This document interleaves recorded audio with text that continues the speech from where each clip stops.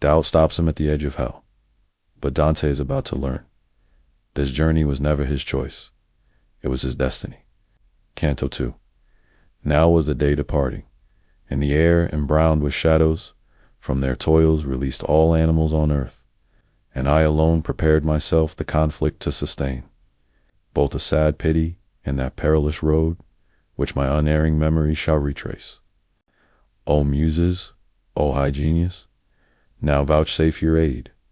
O mind, that all I saw hast kept safe in a written record, here thy worth and eminent endowments come to proof. I thus began, Bard, thou who art my guide, consider well if virtue be in me sufficient. Heir to this high enterprise, thou trust me. Thou hast told that Silvia's sire, yet clothed in corruptible flesh, among thy immortal tribes had entrance, and was their sensible present. Yet if heaven's great Lord, almighty foe to ill, such favor showed, in contemplation of the high effect, both what and who from him should issue forth, it seems in reason's judgment well deserved. Sith he of Rome, and of Rome's empire wide, in heaven's imperial height, was chosen sire, both which, if truth be spoken, were ordained and stablished for the holy place, where Sitsu great Peter's sacred chair succeeds. He from this journey, in thy song renowned, learned things that to his victory gave rise and to the papal robe, and after times the chosen vessel also traveled there, to bring us back assurance and that faith which is the entrance to salvation's way. But I, why should I there presume, or who permits it? Not Aeneas I nor Paul, myself I deem not worthy, and none else will deem me. Aye, if on this voyage then I venture, fear it will in folly end.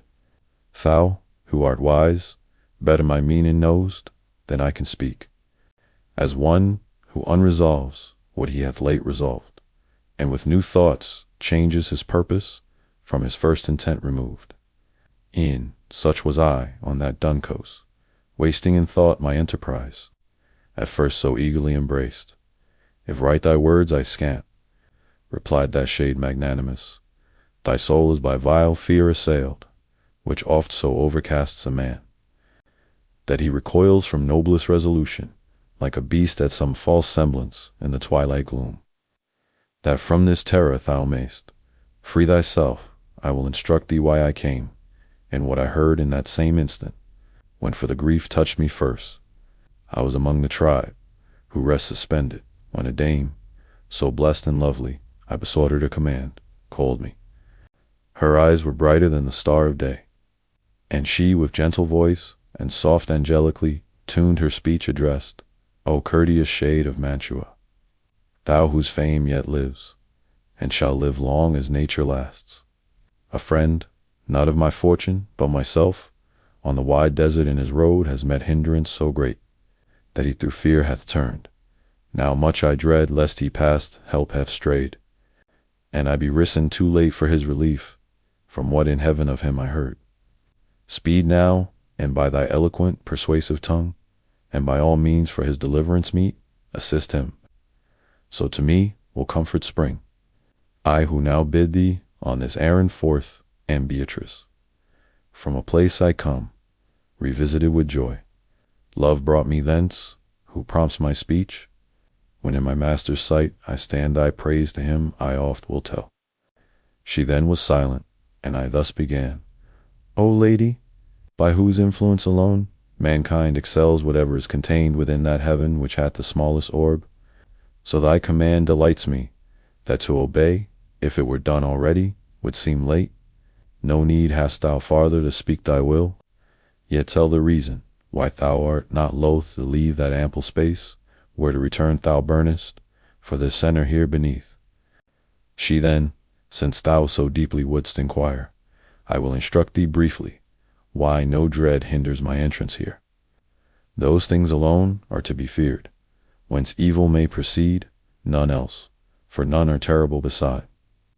I am so framed by God, thanks to his grace, that any sufferance of your misery touches me not, nor flame of that fierce fire assails me. In high heaven a blessed dame besides, who mourns with such effectual grief that hindrance, which I send thee to remove, that God's stern judgment to her will inclines. To Lucia calling, her she thus bespake, Now doth thy faithful servant need thy aid, and I commend him to thee. At her word sped Lucia, of all cruelty the foe, and coming to the place, where I abode seated with Rachel, her of ancient days, she thus addressed me, Thou true praise of God, Beatrice, why is not thy succor lent to him, who so much loved thee, as to leave for thy sake all the multitude admires? Dost thou not hear how pitiful his wail, nor mark the death, which in the torrent flood, swelled mightier than a sea, him struggling holds? Ne'er among men did any with such speed haste to their profit, flee from their annoyers, when these words were spoken. I came here, down from my blessed seat, trust in the force of thy pure eloquence, which thee, and all who well have marked it, into honor brings. When she had ended, her bright beaming eyes, tearful, she turned aside, whereat I felt redoubled zeal to serve thee. As she willed, thus am I come. I saved thee from the beast, who thy near way across the goodly mount prevented. What is this comes o'er thee then? Why dost thou hang back? Why in thy breast harbor vile fear? Why hast thou courage there and noble daring? Since 3 maids so blessed thy safety plan, e'en in the court of heaven, and so much certain good my words forebode, as florets by the frosty air of night bent down and closed, when day hath blanched their leaves, rise all unfolded on their spiry stems, so was my fainting vigor new restored, and to my heart such kindly courage ran, that I, as one undaunted soon, replied, O full of pity she, who undertook my succor, and thou kind, who didst perform so soon her true behest. With such desire thou hast disposed me to renew my voyage, that my first purpose fully is resumed. Lead on. One only will is in us both. Thou art my guide, my master, thou and Lord. So spake I, and when he had onward moved, I entered on the deep and woody way.